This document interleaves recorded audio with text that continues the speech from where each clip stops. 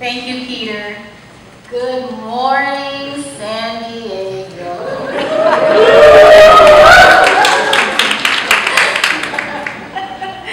I'm Felicia Eaves, the co-chair for the U.S. campaign.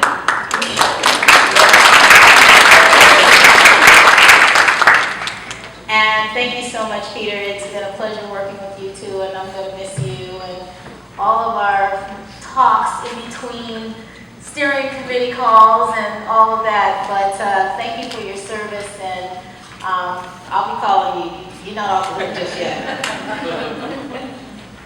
Well, I wanted to also welcome you all to our 13th national organizing meeting this time. As this is our first meeting here on the West Coast, it's especially exciting for me to be here because I grew up here. I went to Crawford High School, and I'm an alumna of UC San Diego. Where my UC peeps at? Put in. All right. I'm so proud of you all because, as you all know, you all were one of the first campuses to get a resolution passed. And if you know anything about the UCSD campus, that's a feat. That's a feat because we were during the anti-apartheid days, we were the last campus to actually divest.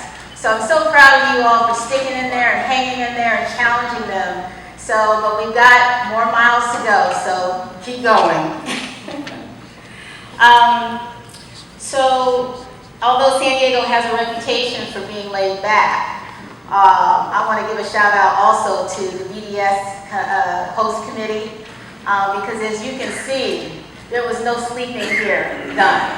They did a wonderful job in the logistics, and I also want to give a especially shout out to our staff of the U.S. campaign and our amazing Rama Kadeni, who not only has put this one together, but a few others of our national conferences together. So I want to thank all of you from the bottom of our heart because I know how hard you all have been working.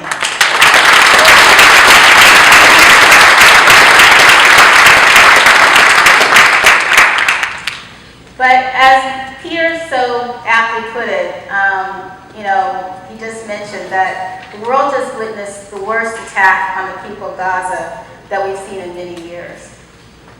Which is why it is now more important than ever for us who are working for a just peace to stay informed and engaged in every way that we possibly can. And I'm so very proud of all of you, the tremendous work that you all have been doing on the ground, in your communities, and on your campuses to combat the injustices that are being imposed on Palestinians through Israel's occupation and apartheid regime. However, as the speakers we heard from last night so eloquently reminded us that now is not the time to rest on our laurels in regards to the victories that we've experienced so far. Because as organizers, experienced organizers, and new organizers, we know that when it appears that we are winning, the opposition prepares even more to try to shut it all down. So it is imperative that we double down our efforts to become even more prepared because, unfortunately, the battle has just begun. And as we are talking about the mainstreaming of BDS and the continuing struggle for Palestinian rights, it's important for us to understand that our work, particularly here in the U.S., is part and parcel of the social justice continuum to eliminate racism and oppression, not only for the Palestinians, but for oppressed people and people of color here in the United States.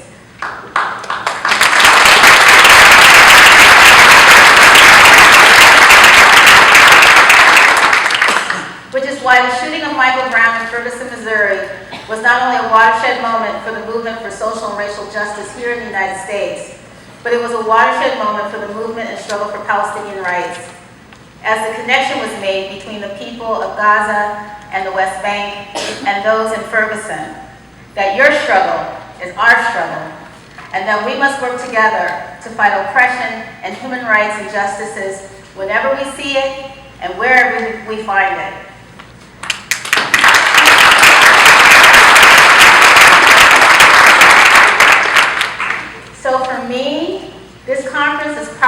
most important one we've had to date, because through the plenaries and workshops that you all will be attending throughout today and tomorrow, you will be provided with the tools and the information to be more intentional in making those connections so that our organizing becomes more efficient and effective. And as we begin to work on actualizing this and walking our talk, I want to announce and mention to you that we've had our amazing national organizer, Anna Balzer, and our amazing steering committee member, Sandra Tamari, working in Ferguson to support their organizing there.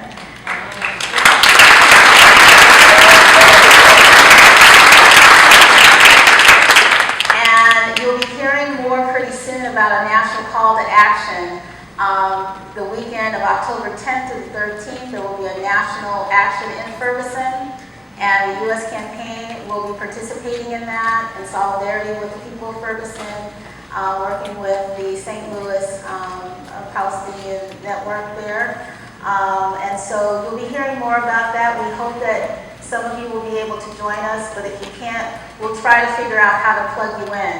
Because as I've been hearing, it's still hot now that, you know, all the media has gone and all the hoopla and all that is gone. You know, this is when times get a little rough because people have moved on to the next thing now. And so the people of Ferguson have asked us to help keep this movement alive because there's a Ferguson everywhere. There's a Ferguson, right? San Diego has had its Ferguson moments. Some of you who have been here a while may remember the case of Cigar and Pen. And I won't go into it right now, but if you Google it, you'll figure out that, and that was even before Rodney King.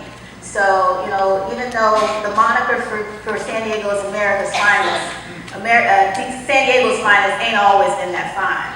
So, but we thank you so much for being here. I thank you so much for being here. I thank you for all the support that you've given the U.S. campaign over the years, your time, your money, your energy, your feedback, and together we'll win this thing. Thank you so much.